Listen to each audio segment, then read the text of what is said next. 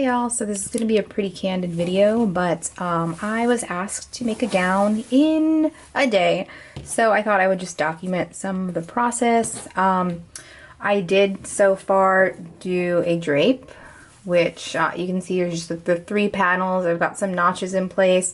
There's a few bits and pieces where I have to like add some stuff, like seam allowance here to my side front panel. Center back, I was playing with the idea of having the back kind of mimic the front neckline, but because it's going to be strapless, I have to be a little careful with how crazy I get back there. Anyway, I did cut 2 of center front. You can see that there's not a cut on fold, and the reason for that is I ended up putting a bone down center front so that the side front and center front panels could kind of shape the bust and come closer to the body at center front. I have this really awesome Marc Jacobs kind of lurex metallic-y organza.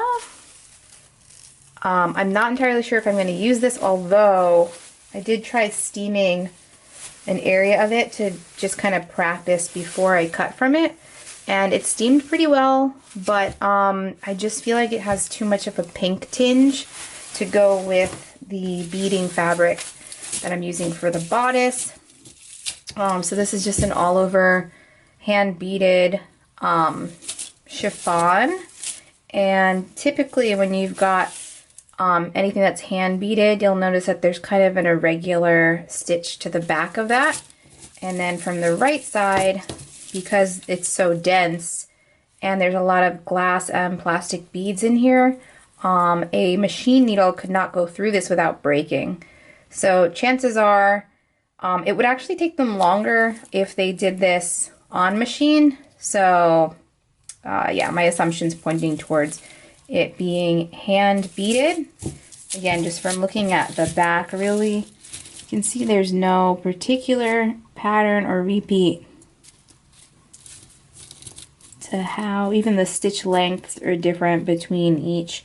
So I'm going to show you kind of the process where I've gotten to so far, and I'll just document along the way. So I'm going to share with y'all throughout this video. All right, so here she is so far. What I did is I created a Corset Foundation. You can see I've got kind of this wild cutout here. I used just the solid piece of this beaded fabric, and underneath there is a corset lining so far. So the back of this will just have an invisible zipper, but I can tell you this much, that when you do have beading, you need to remove the beads from the seam allowance so that the machine needle doesn't break as you are attaching this to the lining. So just an FYI, you're not cutting the threads, you're actually either breaking the beads with a hammer or you're clipping the bead itself. You're like clipping into, let's see if we can,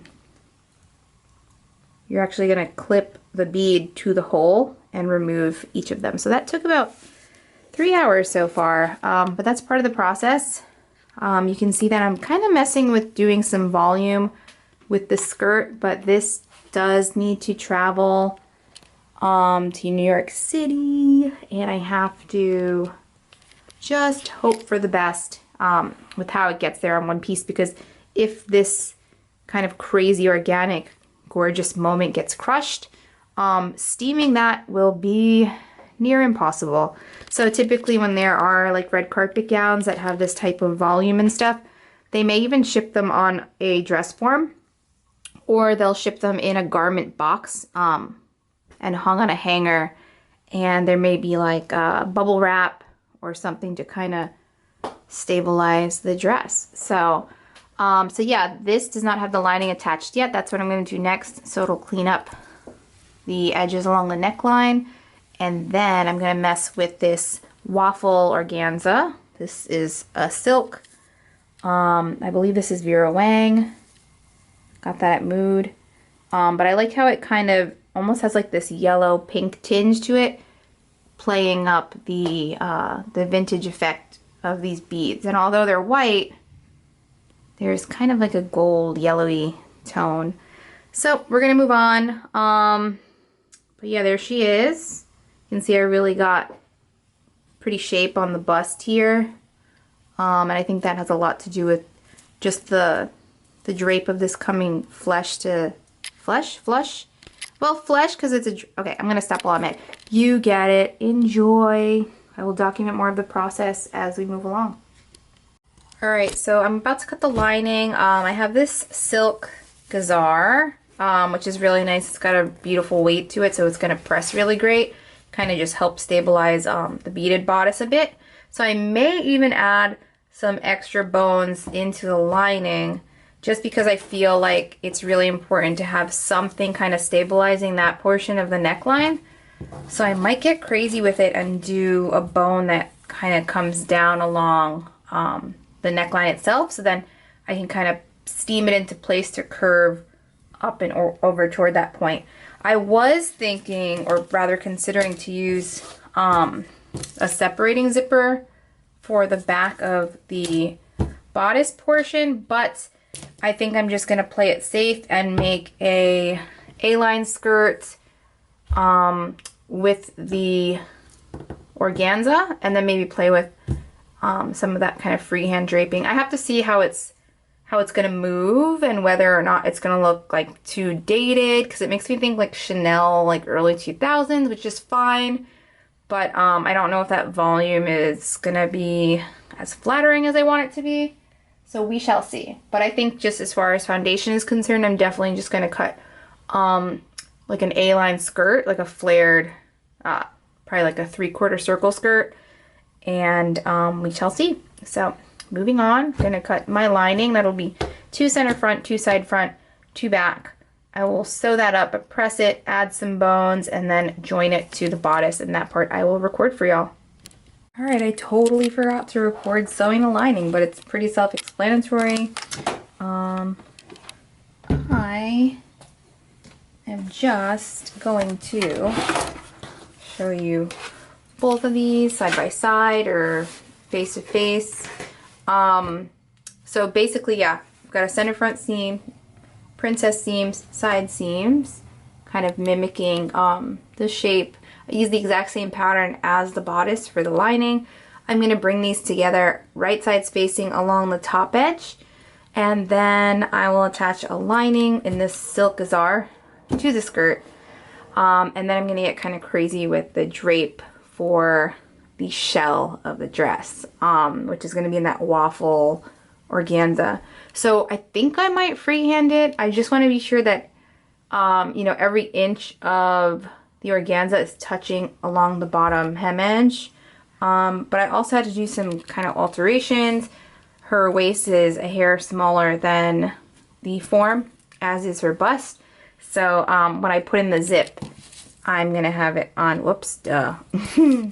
gonna have it on a bit of an angle rather than being like perfectly parallel to center back. And I can do that alteration because the back panel is really just a square, and I've already sculpted the bust of the bodice along the form, so that I could get like some shaping with the bust and the bones that are in that. You can see from the wrong side, I just did a big no-no. I zigzagged my boning along each of my seams.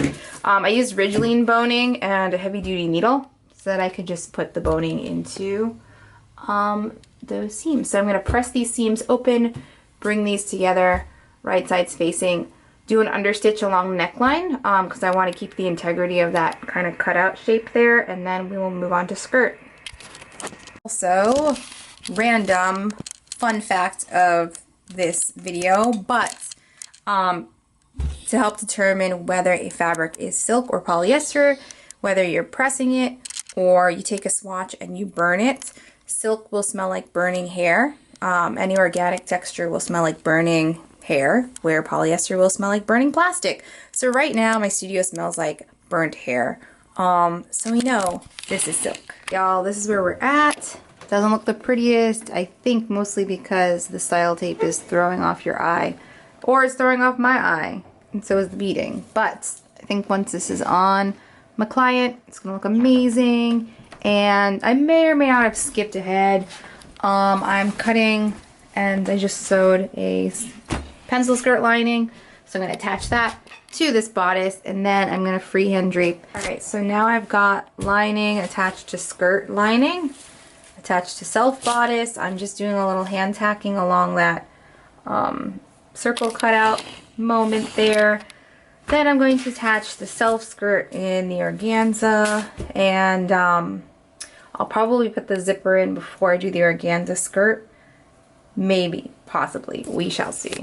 I gathered about maybe 10 or 12 yards of that waffle organza, and now I just pinned right sides together to the self bodice. So we shall see, because I am running out of juice here. Gotta get this done and out before the storm comes back. But for the most part, I'm going to hand baste this organza to the bodice. Then I'm going to run it through the machine and just join it to the zipper. I have to see if this organza is going to cooperate with joining to the invisible zipper. Otherwise, I may just leave like maybe 16 or 18 inches of center back open from the waist of the skirt, so that the wearer can step, you know, in and out and just zip up the lining. Right, so skirt's attached.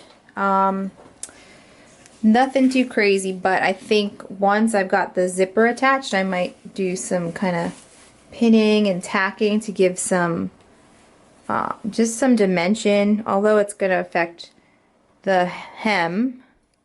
I just feel like it would make it a little bit more fun, and I'm not too opposed to it not being full length, considering it's already got that kind of like sheer, you know, anyway. But yeah, almost done. Just have to finish up the zip, attach it to that little, I did like a mini skirt lining in there, just for modesty's sake, which I don't love doing generally, but it's there. It's really just to kind of stabilize if I want to do anything crazy or architectural, if you will, with this organza. So we'll see where it goes. But it's like 1 a.m. So let's wrap this up. But I'm super happy with how the bodice turned out.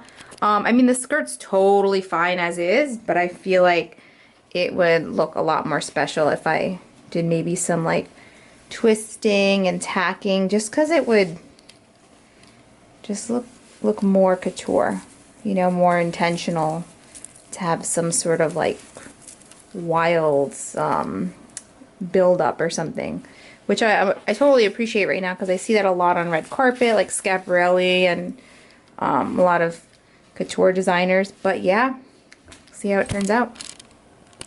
Okay.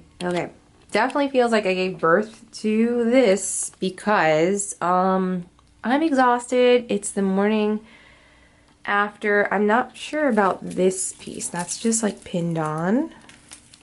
I mean, I like that there's a separation between the skirt and the bodice, but I don't want it to look like a cupcake as much as it's going to be impossible not to make it look like a cupcake. So my thing is, I don't know how I feel about the hem being kind of just like free-falling, but I like the volume of this a little bit more, mostly because she's so teeny tiny on top. She has a nice warm complexion, so I think the kind of peekaboo of her legs and like a nice stiletto would be just more, not only theatrical, but just appropriate for what this is, because it's the MET Ballet Gala. So I think I'm just gonna go for it and tack kind of like these fullnesses, and just be sure they're like all in the right places and stuff. So I just pulled one out, but I'm gonna go have some coffee. I'm gonna breathe a little bit. For the most part, what I hadn't recorded was I put Ridgeline boning along this edge and in this edge of the lining only. And I was thinking to put on a strap, but I think the boning is really gonna get the job done with keeping that on. Otherwise, there were some beads that I had to reattach and stuff, use a little Fabri-Tac, which I don't really love using, but it's good to secure just any of those loose threads and stuff. So yeah, that's a wrap. I'll be sure to post some photos of it on the client. But yeah, I'm gonna have coffee and try to catch my breath. and yeah, and then just do a few little hand tacks. Okay, she's done. We'll see how it turns out.